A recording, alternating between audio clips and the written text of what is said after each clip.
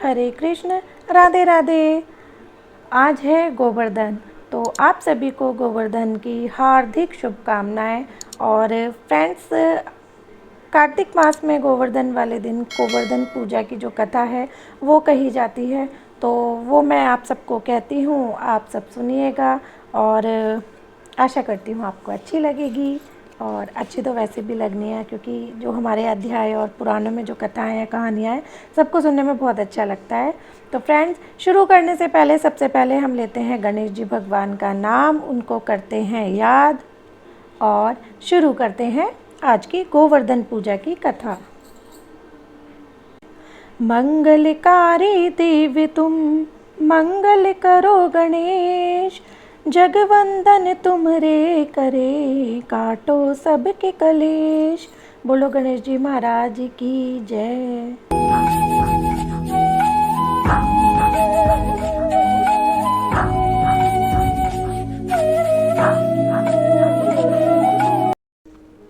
कार्तिक शुक्ल प्रतिपदा को गोवर्धन पूजा होती है। वेदों में इस दिन इंद्र, वरुण, अग्नि आदि देवताओं की पूजा का विधान है।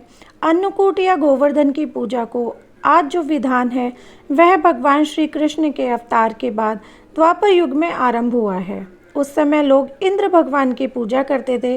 56 प्रकार के भोजन बनाकर तरह तरह के पकवान व मिठाइयों का भोग लगाया जाता था। गाय, बैल आदि पशुओं को स्नान कराया जाता है, उनके पैर धोए जाते हैं, फूल, माला, धूप, चंदन आदि से उनका पूजन किया जाता है।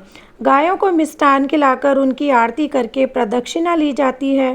कई तरह के पकवानों का पहाड़ बनाकर बीच में श्री कृष्ण की मूर्ति रखकर पूजा की जाती है। कहीं कहीं गोबर से गोवर्धन व श्री कृष्ण की मूर्ति बनाकर भी पूजा की जाती है। इस दिन संध्या समय दैत्यराज बलि का पूजन भी किया जाता है।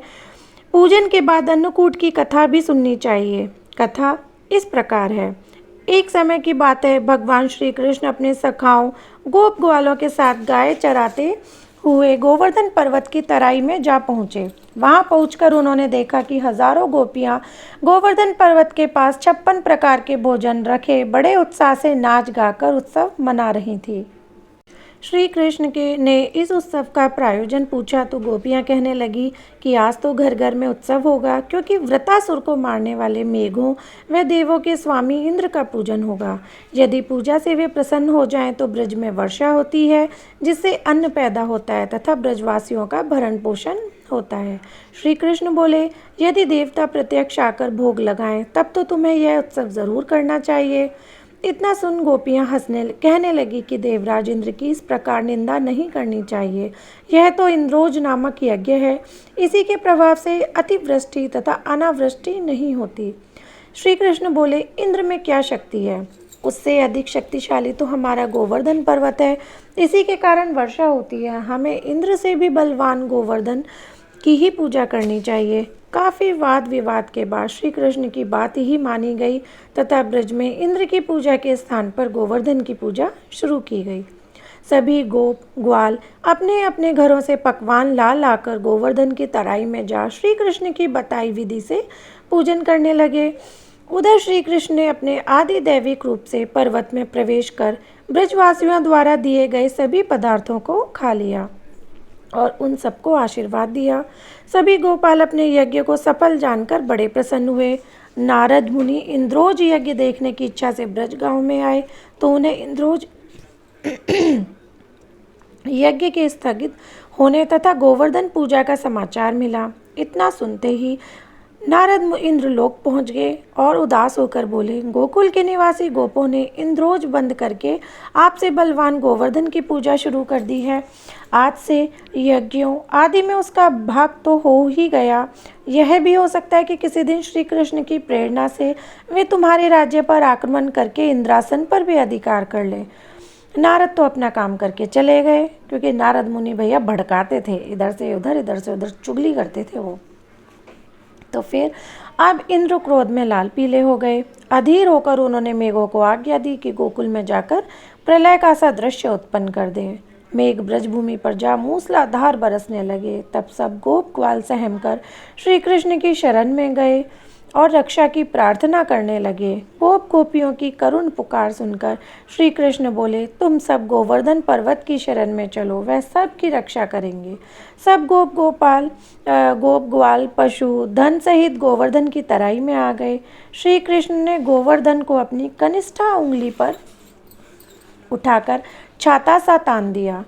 गोपाल 7 दिन तक उसी की छाया में रहकर अतिवृष्टि से बच गए। सुदर्शन चक्र के प्रभाव से ब्रजवासियों पर एक बूंद भी जल नहीं पड़ा। यह चमत्कार देखकर ब्रह्मा जी द्वारा श्री कृष्ण अवतार की बात जानकर इंद्रदेव अपनी मूर्खता पर पश्चाताप करते हुए श्री कृष्ण से क्षमा याचना करने लगे। श्री कृष्ण ने 7वें दिन गोवर्धन को नीचे रखा और ब्रजवासियों से कहा कि अब तुम प्रतिवर्ष गोवर्धन पूजा कर अन्नकूट का पर्व मनाया करो, तभी से यह पर्व के रूप में प्रचलित है। तो बोलो गोवर्धन महाराज जी की जय, बोलो कृष्ण कन्हैया लाल की जय, बोलो कार्तिक के ठाकुर की जय। तो फ्रेंड्स, यहाँ समाप्त होती है हमारी गोवर्धन और अन्नकूट पूजा की कथा। तो फ्रेंड्स, आशा करती हूँ आपको ये कथा सुनने में आनंद आया होगा, मुझे सुनाने में भी बहुत आनंद आया है। तो फ्रेंड्स, अब मैं मिलती हूँ आपसे कल एक नई वीडियो, एक नई अध्याय, एक नई कहानी के साथ। तब तक के लिए जाने से पहले हमेशा की तरह एक यही विनती और एक यही अनुरोध कि अगर मेरी वीडियो अच्छी लगती है तो मेरी वीडियो को लाइक करो, अपने फ्रेंड्स एंड फैमिली के साथ शेयर ज़रूर से करो। अगर आप मेरे चैनल पर नए हैं तो मेरे चैनल को सब्सक्राइब करो और जो उसके साथ बेल आइकन है उसको प्रेस करना बिल्कुल मत भूलना। अब मैं मिलती हूँ आपसे कल एक नई वीडियो, एक नए अध्याय के साथ। तब तक के लिए हरे कृष्ण, राधे राधे। बोलो विष्णु भगवान की जय, बोलो लक्ष्मी मैया की जय, बोलो कार्तिक के ठाकुर की जय।